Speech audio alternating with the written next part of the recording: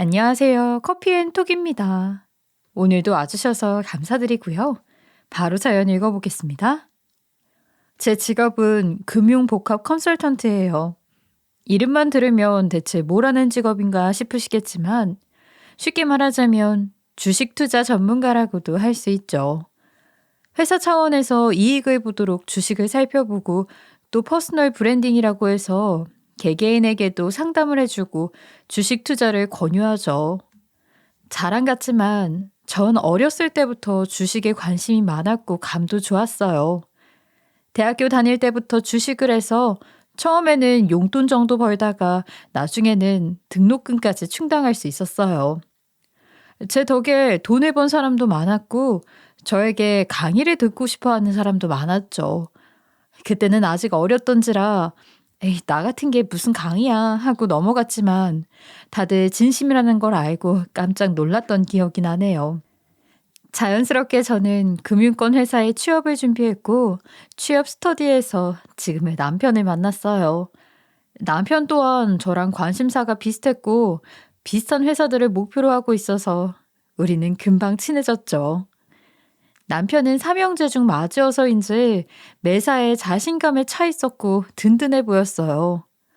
모의 투자를 하면서도 신중하게 투자를 하는 저에 비해 남편은 늘 과감하게 투자를 했고 큰 돈을 잃어도 늘 호탕하게 웃고는 다음 투자에 집중했어요. 저와 반대인 성격에 끌렸었나 봐요. 남편은 또 남편대로 저의 신중한 모습에 끌렸다고 하더라고요. 물론 겉으로는 서로의 투자하는 타입이 틀렸다며 티격태격했었죠. 얼마나 티격태격해댔던지 둘이 사귀는 줄은 꿈에도 상상 못했다는 사람들이 대다수일 정도였어요. 아무리 주식에 정석적인 투자는 없다고 하지만 그렇게 소극적인 자세로는 영원히 돈 벌기는 굴렀어. 아무리 주식이 하이리스크 하이리턴이라고 하지만 그렇게 공격적인 자세로는 한 번에 망하기 딱 좋아. 이렇게 우리는 늘 팽팽하게 맞섰거든요. 사실 답이 없는 문제였기에 이런 일로 끝없이 티격태격하는 자체가 서로의 애정 표현이었던 것 같기도 해요.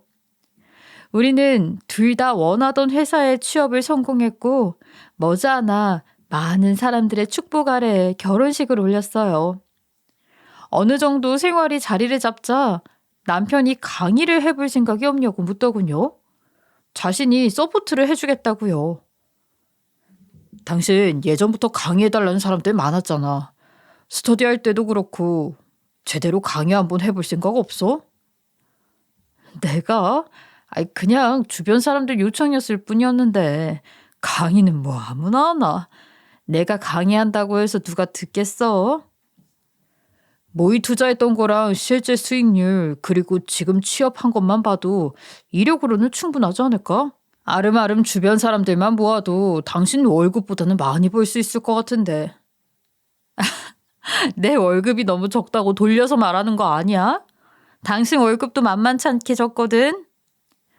아이, 그러니까 강의해보라는 거지. 우리처럼 주식에 투자하는 사람들이 제일 잘 알잖아. 월급만 받아서는 절대 남들처럼 못 산다는 거.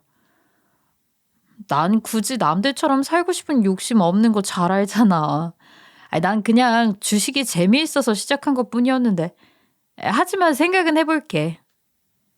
이후 잊을만 하면 남편은 강의 이야기를 꺼냈고 마침 임신을 해 출퇴근이 너무 힘들었던 저는 한참 고민을 하다가 일단 휴직을 했어요. 그리고는 결국 남편의 서포트를 조건으로 강의를 시작했어요.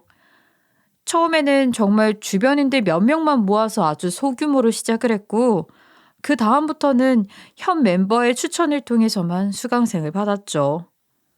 제가 하는 방식이 무조건 옳다거나 저만 믿고 투자해보라거나 하는 방식이 아니었기 때문에 오히려 다들 저를 더 믿어주셨던 것 같아요. 그렇게 야금야금 수업의 규모가 커지기 시작할 때쯤 저는 의사 동서들을 만나게 됐어요.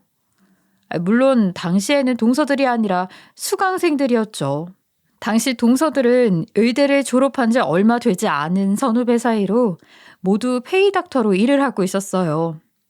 개원할 돈을 벌고 싶다며 저를 졸졸 쫓아다녔죠. 그 정도로 큰 돈은 단기간에 벌 수 없다고 몇 번이고 얘기를 했지만 그래도 선생님 믿는다면서 참 저한테 잘했어요.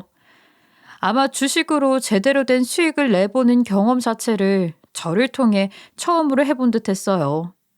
아마 굉장히 기뻤고 또 신기했을 테죠. 저도 처음엔 그랬으니까요. 선생님 말대로 했더니 정말로 수익이 났어요. 치킨값 정도를 버는 게 아니라 진짜로 수익이라고 할 만한 금액이에요. 축하해요. 제 말대로 한 게 아니라 제가 가르쳐준 지식을 바탕으로 수강생 여러분이 끊임없이 공부를 하고 또 연구를 한 덕분이죠. 앞으로도 이런 식이라면 무조건적인 손해를 보지 않을 거라고 생각해요. 언제든 전체적인 흐름을 살펴보는 것을 잊지 마시고요. 어쩜 선생님은 겸손하시기까지. 동서들은 저한테 이런저런 선물은 물론 저희 엄마가 유방암에 걸려 입원하시자 병문안까지 와서 봉투를 내밀 정도로 저를 신경 써줬어요. 저도 사람인지라 저한테 잘해주는 동서들을 더 챙겨주고 싶은 마음에 신경을 많이 써줬고 덕분에 동서들은 돈을 제법 벌었을 거예요. 이쯤 되자 동서들과 저 사이에는 강사와 수강생 사이 이상의 친밀감이 쌓여갔고 저는 문득 시동생들을 소개시켜줄까 하는 생각이 들었어요. 제겐 2명의 시동생이 있었는데 둘 다 학벌이나 직업이 썩 좋은 편은 아니어서 의사 아내를 만날 정도는 아니었지만 나이도 어리고 인물은 좋았거든요. 자기 관리를 잘해서 허우대도 멀쩡했고요. 동서들은 조건을 듣고도 흔쾌히 소개를 받겠다고 했고 제가 소개시켜주는 사람이라면 어떤 직업에 어떤 외모라도 믿을 수 있다는 등 저를 무슨 교주처럼 받들기까지 했어요. 제가 부담스러울 정도로요. 시동생들과 만난 동서들은 본인들의 이상형이라며 생각보다 무척 마음에 들어하는 눈치였어요.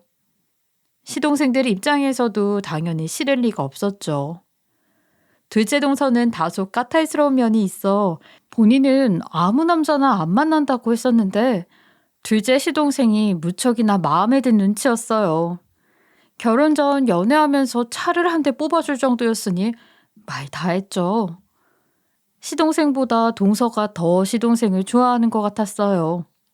첫째 동서는 요리도 좋아하고 집을 아기자기하게 꾸미는 걸 잘했는데 결혼 전부터 시댁에 들락날락하며 시부모님께 요리도 해주고 시어머니가 좋아하는 그릇, 도자기 등도 선물하면서 잘 지내는 것 같더라고요. 저는 시어머니와 늘 대면대면하게 지냈었기 때문에 그런 동서들이 조금은 부럽기도 했어요. 하지만 제게는 저만의 인간관계가 있다고 생각했죠. 제가 예의를 차리는 만큼 시어머니 또한 저를 조심스럽게 대해주셨고 저는 그런 사이가 좋았거든요. 또 제가 시동생들한테 동서들을 소개시켜준 걸 시어머니는 무척 고마워하셨어요. 아이, 2놈 다 생긴 것만 번지르르 해가지고 어디 앞길이나 잘 찾아 나설까 싶었는데 네 덕분에 안심이다. 아유, 아니에요, 어머니. 도련님들이 그래도 열심히 살아왔으니 동서들도 도련님들을 마음에 들어하는 거 아니겠어요?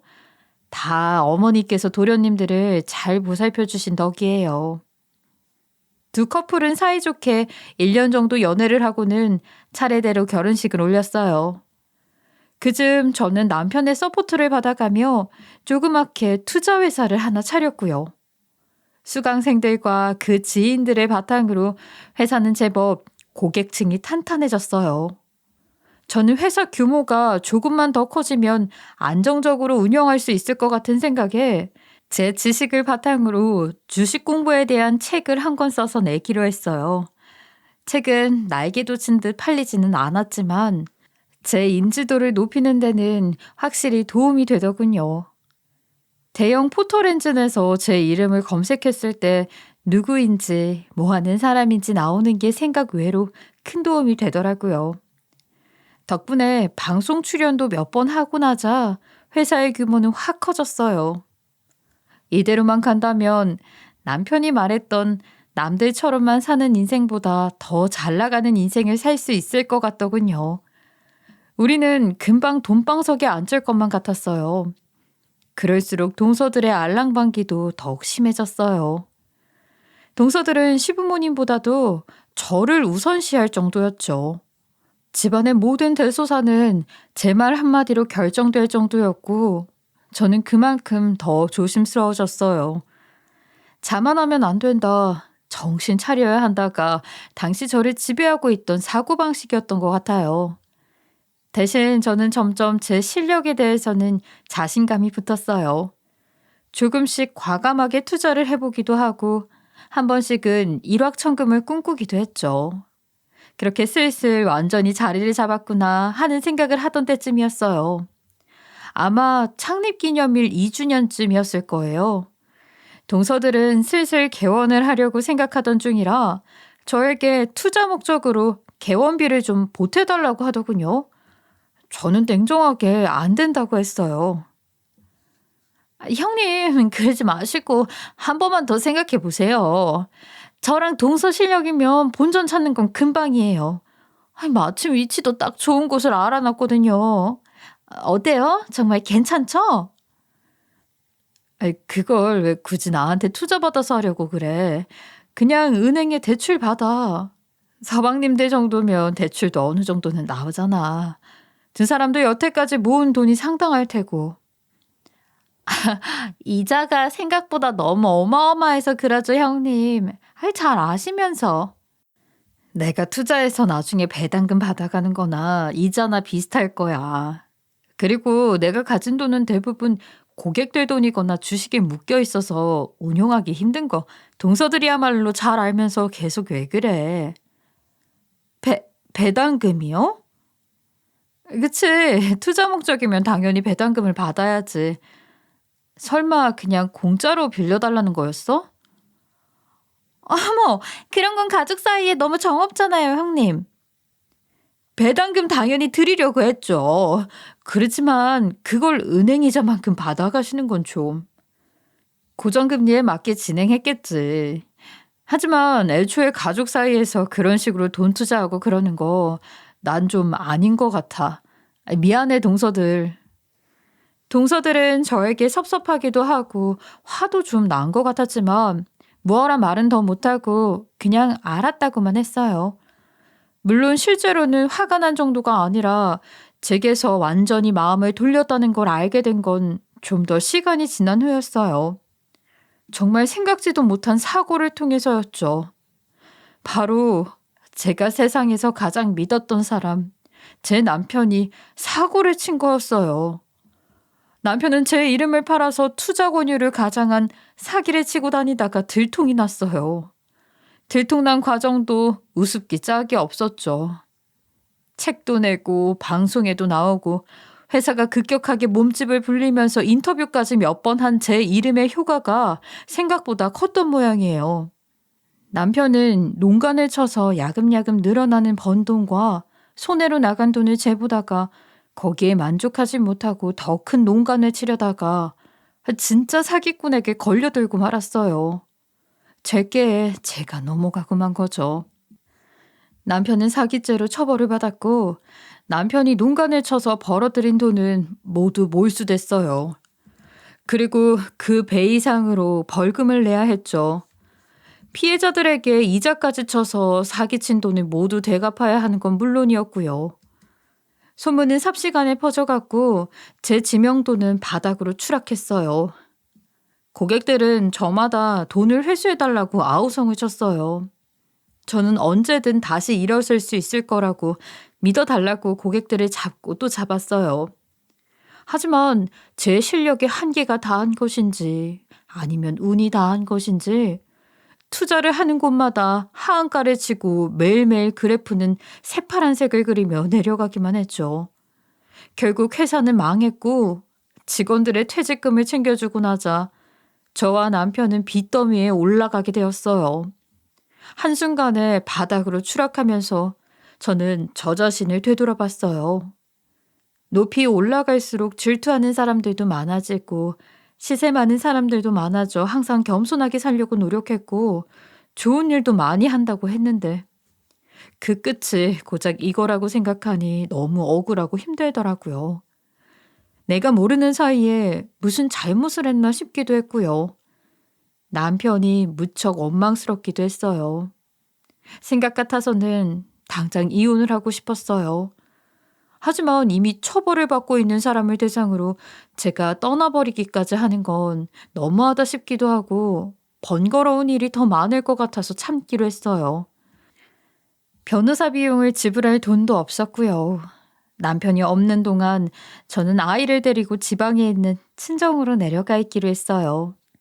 한순간에 추락하고 나니 저를 좋아해 주던 사람들, 따르던 사람들이 이제는 저를 거들떠보지도 않더군요. 충격적이게도 가장 발빠르게 저를 버린 건 바로 동서들이었어요. 당장 쓸 현금이 필요해진 저는 고민 끝에 동서들을 찾아갔었어요. 당장 자금 융통만 할 수 있게 돈을 좀 빌려줄 수 있겠느냐고 하자 동서들은 이제 와서 왜 이러냐는 식으로 저를 문전박대하더군요. 형님, 세상에 이래서 옛말에 주식쟁이는 상대하지도 말라는 말이 있었나 봐. 돈이라뇨. 어떻게 저한테 돈을 빌리러 올 생각을 하실 수 있으세요? 자존심도 없으세요? 예전에 저랑 막내 동서 병원 투자 못 해준다고 문전박대한 건 잊으셨어요? 가족 사이에 그러는 거 아니라고 하셨잖아요. 경우가 다르잖아. 동서들이 원한 건 투자였고 나는 이자까지 쳐서 줄 테니 조금만 빌려달라는 거야. 지금 내 형편 뻔히 알잖아. 제가 보기엔 그게 그거 같은데요. 그리고 저희가 돈이 어딨어요. 저희 얼마 전에 개원한 건 알고나 계세요? 개원하느라 저희도 완전 빚더미에 올라앉아 있어요. 그러게 진작에 저희한테 투자하셨으면 이런 일 없으셨을 텐데. 다시는 이런 일로 저희 찾아오지 마세요.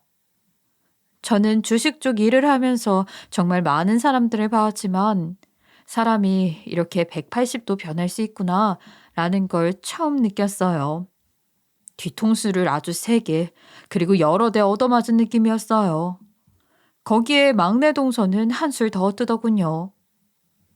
어머, 둘째 형님한테 얘기를 듣긴 했는데 정말로 저한테까지 찾아오실 거라고는 생각 못했어요. 제 대답은 말 안 해도 아시죠? 꿈도 꾸지 마세요. 거지도 아니고 어떻게 돈을 빌리러 오실 수가 있어요? 이자고 뭐고 아닌 말로 언제 어떻게 갚으실 줄 알고 저희가 돈을 빌려드려요. 솔직한 말로 형님은 그냥 쫄딱 망한 거잖아요. 저는 답답한 마음에 시동생들을 찾아갔지만 동서들과 짝이라도 했는지 별반 차이가 없더군요. 다른 사람도 아니고 가족으로 대상으로 이러시면 안 되죠, 형수. 이러다가 같이 망하기라도 하면 어쩌려고 그러세요? 형수가 이러고 다니는 거 형은 알아요? 하긴 알았어도 별 수 없겠지만 아니면 혹시 형이 시켰어요? 이러다 부부 사기단으로 알려주면 어쩌려고 그래요? 서방님, 해도 될 말 있고 안 될 말이 있어요. 입에서 나온다고 아무 말이나 막 하시면 안 되죠. 아니, 지금 돈 빌리러 오신 와중에 저한테 훈계하시는 거예요? 형수도 참 어지간하시네요. 자존심 같은 건 진작에 내다 버리셔야 하는 거 아니에요? 그런 마인드로 이 험한 세상 어떻게 살아나가려고 그러시나? 그렇게 동서들과 시동생들에게서 제가 얻은 건 상처뿐이었어요. 쓰라린 속을 달래며 친정에 있는 지방으로 내려가려는 찰나 시부모님께서 저를 따로 부르시더군요. 첫째야, 우리가 가진 게 워낙 없다 보니 너한테 크게 도움 줄 만한 게 없구나. 정말 미안하다. 내 못난 아들놈 때문에 네가 괜한 고생을 하게 됐어. 네가 당장 이혼을 하겠다고 해도 우리로서는 아무런 말도 할 수가 없겠지. 정말로 그저 미안하다는 말 외엔 할 말이 없구나. 그 와중에도 시부모님은 워낙 가진 게 없다 보니 저한테 도움을 줄 수 없다며 미안해하셨어요. 시어머니는 쌈짓돈이라며 300만 원을 저에게 건네주셨는데 그 돈을 받고 저는 정말로 어린아이처럼 엉엉 울음을 터뜨릴 수밖에 없었어요. 제가 동서들한테 바랐던 것도 정말 큰 돈은 아니었거든요. 그런데 이마저도 너무 적다고 미안해 하시는 시어머니와 동서들이 그렇게 비교될 수가 없었어요. 저는 시어머니의 손을 꾹 잡고 너무 감사하다고, 이 돈은 꼭 몇 배로 갚겠다고 울면서 말씀드렸어요. 그렇게 친정에 내려간 후 저는 안 해본 일이 없었어요. 식당 서빙에 인형 눈 붙이기 같은 일은 물론 밤에는 대리기사 일을 하는 등 두세 개의 일은 늘 동시에 했어요. 정신은 매일같이 피폐해져 갔고 수면 부족과 과로로 몸도 서서히 망가져가고 있었죠. 빚을 조금씩 갚아나가고 있으니 괜찮다는 생각과 이렇게 벌어서 어느 세월에 빚을 갚고 다시 일어설 수 있을까 하는 생각이 매일매일 머릿속에서 싸움을 벌였죠. 아픈 친정어머니께 아이를 맡길 때마다 드는 죄책감도 이루 말로 다 할 수 없었고요. 어머니는 어머니대로, 아이는 아이대로 불만이 쌓여가고 있었어요. 그 와중에 간혹 남편의 옥바라지에도 신경을 써야 했죠. 그렇게 저는 서서히 지쳐가고 있었어요. 그러던 어느 날 동서들에게 전화가 왔어요. 시어머니가 뇌졸중으로 쓰러지셨다고 얼른 시댁으로 오라는 거였어요. 시댁으로 갔더니 동서들은 저보고 병간호를 하라고 하더군요. 간병인을 따로 쓰는 건 돈이 너무 많이 든다면서요. 시어머니가 들으시거나 말거나 전혀 신경을 쓰지 않더군요. 형님이 지금 쉬고 계셔서 얼마나 잘 됐는지 몰라요. 딱 시어머니 병간호하시면 좋겠다 싶은 거 있죠? 아휴, 이런 일이라도 쓸모가 있으셔서 다행이다. 그쵸? 형님, 병원비 보탤 돈도 없으시죠? 쓸데없는 생각 마시고 병간호나 잘하세요. 그거라도 해야 형님 대접받지 않겠어요? 혹시 아직도 본인이 잘 나가는 컨설턴트라고 생각하고 계시는 건 아니죠? 아유, 막내 동서도 참. 옷 입고 있는 것 좀 봐. 컨설턴트가 어쩜 저런 허름한 옷차림을 하겠어? 아, 그것도 그렇다. 근데 형님, 어디서 음식물 쓰레기 같은 냄새 안 나요? 저는 무심결에 제가 입은 옷을 내려다봤어요. 식당에서 설거지를 하다가 급하게 나오는 바람에 지나치게 편한 옷차림이긴 했죠. 여기저기엔 음식 얼룩이 있었고요. 밤낮으로 일을 하느라 화장이며 머리 관리며 하지 않은 지 오래되어 누가 봐도 초췌한 몰골이긴 했어요. 하지만 아픈 시어머니를 앞에 두고 저를 조롱하는 데만 신경을 쓰다니요. 저는 머리 끝까지 화가 치밀어 올랐어요. 조용히 눈물을 훔치시는 시어머니를 보고 저는 참다 동서와 시동생들에게 큰 소리를 질렀어요.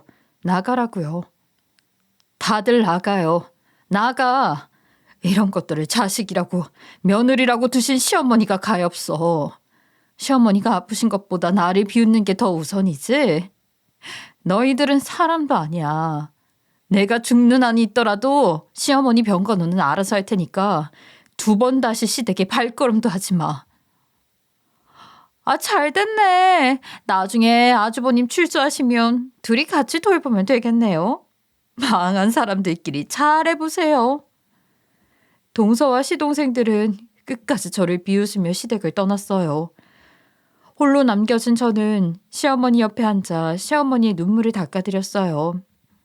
그때 시어머니가 힘겨운 손짓으로 베개 아래에서 뭔가 꺼내시더군요. 그건 통장이었어요. 시어머니는 이 통장은 제 것이라며 이걸로 뭘 하든 마음대로 하라고 하시더군요. 저는 어머니가 모아둔 쌈짓돈이 또 있으셨나 싶어 이번에는 거절하려고 했어요. 하지만 어머니의 손짓을 바로 거절하는 것도 예의가 아닐 것 같아 무심결에 통장을 열어봤다가 저는 깜짝 놀라고 말았어요. 숫자 0이 얼마나 많던지 그 통장에는 무려 10억이라는 돈이 들어있었어요. 아니, 어머니, 이런 큰 돈이 대체 어디서 나셨어요? 이 돈은 다 네 덕분에 모아두었던 돈이다. 뭐 아범 덕분이기도 하고. 예? 애 아빠가요? 어떻게요? 알고 보니 남편은 옛날부터 제가 가진 주식 관련 정보를 늘 시부모님께도 공유해 드렸었다고 해요. 그리고 시부모님은 그걸 바탕으로 돈을 불려 싼 시골 땅을 몇 군데 사두셨고, 나중에 그 땅들을 팔아 노후 자금으로 쓰려고 하셨대요. 다만 주식 투자를 할 때 남편과는 다르게 아주 조심해서 투자를 하신 모양이었어요. 꾸준히요. 그리고 이번에 땅을 팔아 저에게 줄 생각을 하고 계셨대요. 저번에 300만 원밖에 주지 못했던 건 땅을 팔지 못해서 그 돈밖에는 주지 못했었다고 하시더군요. 그런데 이번에 땅을 내놓으면서 땅이 팔려 그 돈을 마련할 수 있었다고 했어요. 게다가 시어머니는 힘겨운 손짓으로 휴대전화를 터치해 주식 계좌도 보여주시더군요. 거기에는 한창 상승 그래프를 그리고 있는 아직 팔지 않은 주식까지 제법 있었어요. 이것도 전부 네 돈이나 마찬가지다. 아니, 이젠 네 돈이야. 이거 가지고 뭐든지 다시 시작해보렴.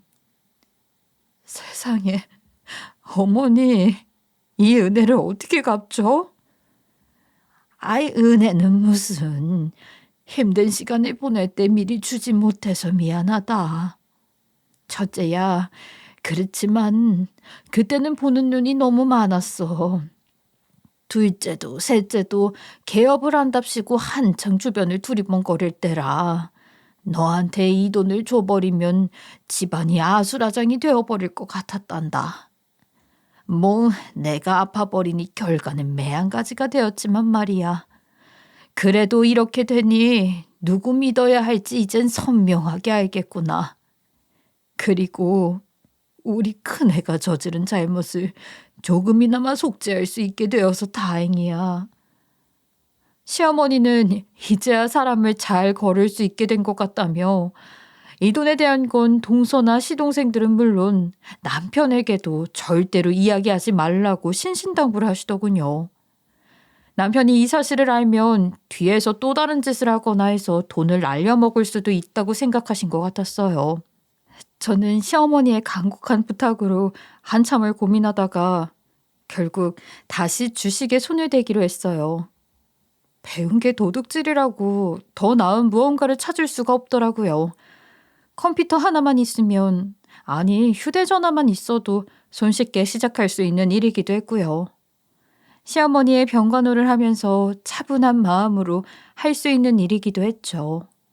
다만 시부모님이 힘겹게 모아둔 돈을 허투루 쓸 수 없다는 생각이 강했기에 절대로 공격적인 투자가 아닌 안전한 방향으로 시드머니에는 절대 손상이 가지 않는 방식으로 진행하기로 했어요. 조금이라도 이상한 느낌이 들거나 출처가 수상한 쪽에는 절대 투자하지 않기로 했어요.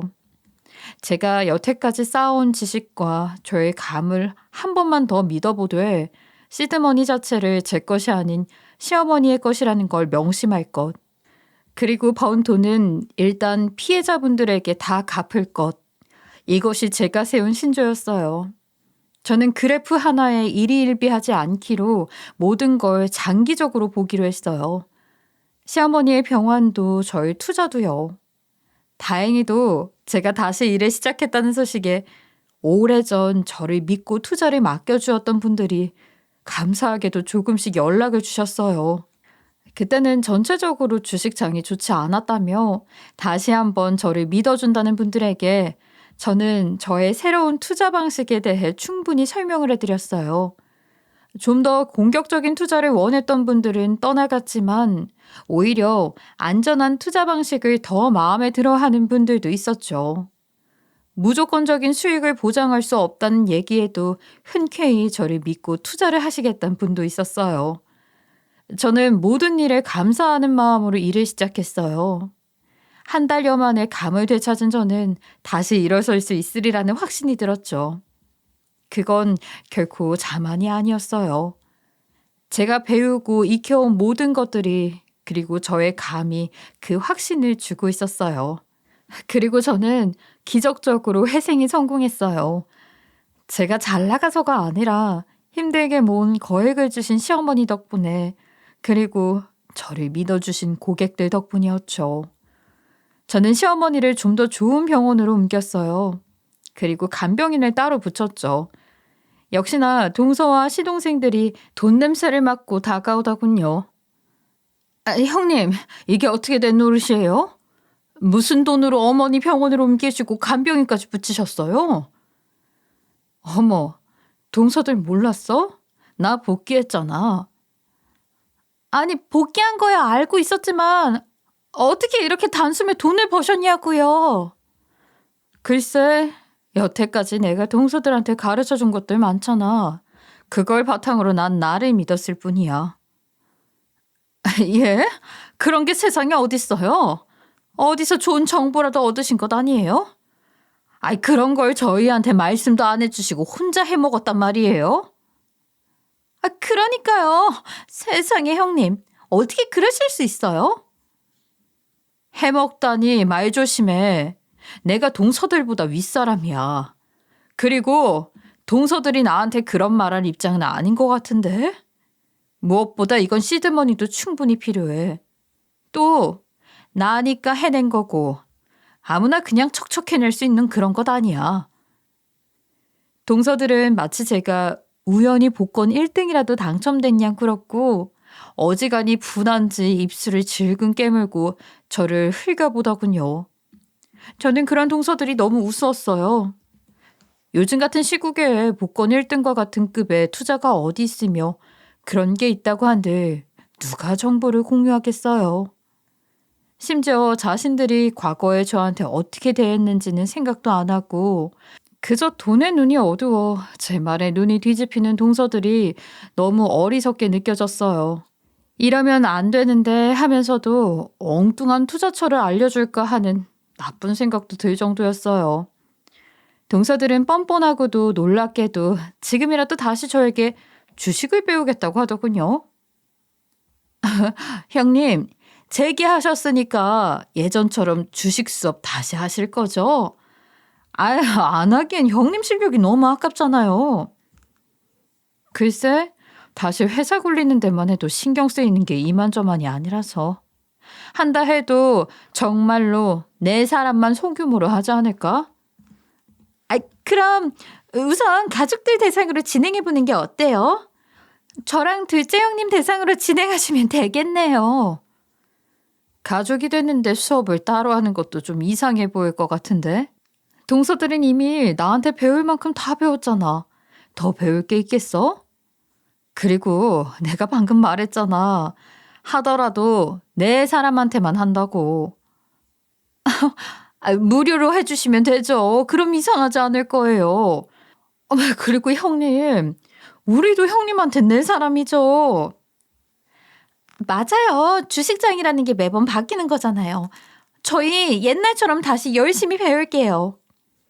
가족이니 무료로 저에게 주식을 배우겠다는 점이 동서들의 진짜 속마음이었어요.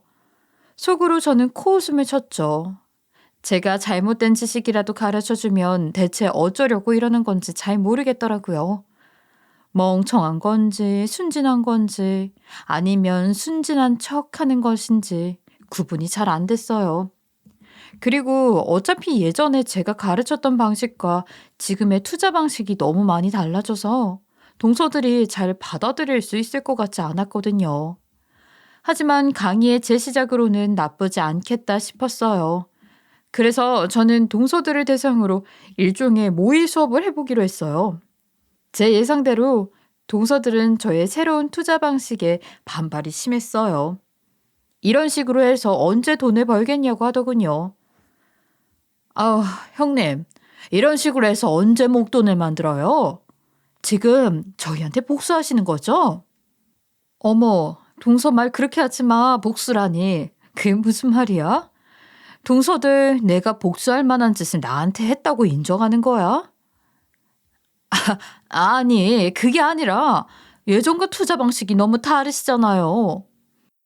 그때랑 지금이랑 내 상황은 물론 주식장 상황이 전혀 다르잖아. 또 나는 시드머니를 충분히 가지고 있어서 수익을 조금씩만 내도 충분해. 억울하면 동서들도 좀 더 많은 돈을 투자해보지 그래? 형님 기가 막혀. 지금 저희가 돈이 없어서 돈을 못 번다고 말씀하시는 거예요? 어머, 막내 동서 말을 어쩜 그렇게 해? 나는 지금 동서들한테 무료로 주식 강습해주느라 매일 내 시간과 돈을 펑펑 쓰고 있는 거야. 이래서 강의 안 하려고 했었던 건데 적반하장도 유분수가 있지. 정말 동서들은 해도 해도 너무하네. 너무하다뇨. 형님이야말로 너무하세요. 저희한테는 제대로 안 가르쳐 주시고 뒤에서 몰래 다른 곳에 투자하고 계신 것 아니에요? 맞아요. 그렇지 않고서 어떻게 이런 방식으로 회사가 유지되나요? 동서들의 시건방진 태도는 이제 예전의 모습으로 돌아오지 않더군요. 저는 저대로 강하게 나가기로 했어요. 강의받기 싫으면 너희가 그만둬라 라는 식으로요. 동서들은 못마땅해 하면서도 강의는 듣고 싶었는지 둘이서 속닥거리기만 하더군요. 이쯤 되니 둘의 꿍꿍이가 제 눈에는 다 보였어요. 제가 아마 자기들을 속이고 있다고 생각하는 것 같았어요. 둘은 제 시드머니가 정확하게 얼마나 됐는지 몰랐으니 그냥 제가 공격적인 투자를 하면서 자기들에게 알려주지 않는다고 생각했겠죠. 저는 그렇게 생각하게끔 내버려 두기로 했어요. 그리고 얼마 지나지 않아 두 동서는 새파랗게 질린 얼굴로 저를 찾아왔어요. 하락장이 너무 오래 가는 것 같다고요. 이게 어떻게 된 일이냐고 저에게 따져 묻더군요. 동서들, 그걸 왜 나한테 따져서 물어? 주식장 관리를 내가 해? 전체적인 흐름을 살펴보라고 내가 늘 말했잖아. 그리고 지금은 제대로 투자하기에 좋은 시기가 아니라고 최근에 말한 것 같은데? 대체 어디에 뭘 얼마나 투자를 한 거야? 동서들은 제 생각대로 저를 착각하고 있었어요. 제가 자신들한테 거짓말을 한 거라고 생각하고 마치 제 남편이 예전에 했듯이 과감하고 리스크가 큰 투자를 한 거였어요. 심지어 제가 특히 이런 상품은 위험하다고 강조했던 곳이었죠. 저는 당장이라도 손해를 보더라도 털어내라고 했지만 동서들은 절대로 그럴 수는 없다며 버티겠다고 하더군요. 제가 보기엔 절대 회복되지 않을 것 같았는데 오래 버티면 어떻게 해서든 본전은 뽑을 수 있을 거라고 생각하는 것 같았어요. 그렇게 그 돈이 오랫동안 묵혀있는 게 더 손해라는 걸 전혀 이해하지 못하더군요. 그 와중에 동서들은 제 시드머니가 시어머니에게서 나왔다는 걸 알게 됐어요. 시동생들이 시어머니가 정신이 혼미하신 틈을 타 꼬치꼬치 캐물은 모양이더군요. 동서들은 시어머니를 찾아가 난리를 치려 했지만 그때마다 제가 시어머니 병실 앞을 지키고 있자 뭐라고 웅얼거리기만 하고 난리를 치지는 못하더군요. 한 가닥의 양심 정도는 남아 있었던 것인지 아니면 제가 무서웠던 건지는 모르겠지만요. 저는 간병인과 간호사들에게 부탁해서 절대 동서들이나 시동생들의 면회를 받지 못하게 해달라고 부탁했어요. 그러자 동서를 대신 시동생들이 저를 찾아왔어요. 형수, 어떻게 이럴 수가 있어요? 어떻게 자식한테 부모 면회도 못하게 합니까? 심지어 자식도 아니고 며느리가요? 서방님들이 어머니를 이렇게까지 생각하는지 몰랐네요. 왜 여태까지 시댁으로는 한 번도 찾아오지 않으셨어요? 형수가 찾아오지 말라고 으름장을 놓았잖아요. 제가요? 기껏 자식도 아닌 며느리가 놓은 으름장에 아픈 부모님을 뵈러 오시지도 않았던 거예요? 그건 동서들 입김에 한달음에 달려온 모양인데 이제 와서 효자 노릇할 생각하지 마세요. 그 시커먼 속 뻔히 다 보이니까요. 시커먼 속이라니요. 말이 좀 심하시네요, 형수님. 절 얼마나 호락호락하게 보셨으면 이렇게 달려오셨을까 싶지만 동서들이나 서방님들에겐 그 어떤 콩고물도 떨어지지 않을 거예요. 괜한 시간 낭비하지 마시고 어서 돌아가세요. 시동생들은 아무런 말도 하지 못하고 기가 죽은 얼굴로 돌아갔어요. 동서들에게도 한참 동안 연락이 오지 않더군요. 아마 앞으로도 안 오지 않을까 저는 생각하고 있어요. 얼마 전 저는 남편에게 처음으로 면회를 갔다 왔어요. 꼴도 보기 싫은 한편 저를 회생하게 해준 시부모님의 돈이 결국 남편 덕분에 모인 거라고 생각하니 마음이 참 복잡하더라고요. 얼굴을 한번 보고 오면 마음이 좀 정리될 것 같았어요. 여보, 당신이 면회 와줄 줄은 정말 생각도 못했어. 너무 고마워. 그리고 미안해. 내가 참 못났지. 요즘 뭐 어떻게 지내고 있어? 빚쟁이들이 괴롭히거나 그러진 않아? 얼마 전부터 영치금 꾸준히 들어오고 있던데 당신 너무 무리하는 것 아니야? 나 때문에 그러지는 말어. 나는 받아야 할 벌을 받고 있는 거니까. 당신 정말 진심으로 뉘우치고 있구나. 아이, 물론이지. 돈에 눈이 어두워 사랑하는 사람의 이름을 팔아먹은 나 같은 놈은 벌을 받아야 돼. 나 주식장으로 다시 복귀했어. 당신 덕분이랄지 시부모님 덕분이랄지. 복귀했다고? 어떻게? 내 덕분이라고? 그게 무슨 소리야? 당신 나한테 정보 들을 때마다 꼬박꼬박 어머니랑 아버님한테 알려드렸다며. 그랬지. 정말 믿을 만한 정보들만 골라서 부모님 노후 자금을 조금이나마 보태면 좋겠다 싶었어. 우리 집이 형편은 아주 좋은 편은 아니었으니까. 정말 의외의 부분에서 성실하다니까. 나 당신 용서하기로 했으니까 계속 열심히 반성하고 있어. 나중에 또 봐. 어떤 순간에도 사람은 다시 일어설 수 있어요. 중요한 건 다시 일어나고자 하는 의지와 나와 나를 소중히 여겨준 사람들이 믿는 마음이라고 생각해요. 내겐 그런 사람이 없다고 생각하시는 분이 계시다면 다시 한번 잘 생각해 보세요. 여러분들에겐 사실 좋은 사람이 많이 있어요. 깨닫지 못하고 있을 뿐이죠. 저의 보잘것없는 긴 이야기 끝까지 들어주셔서 너무 감사하고요. 항상 행복하시길 바라겠습니다. 지금까지 커피앤톡이었습니다. 오늘도 끝까지 함께 해주셔서 감사하고요. 다음 영상으로 또 찾아뵙겠습니다.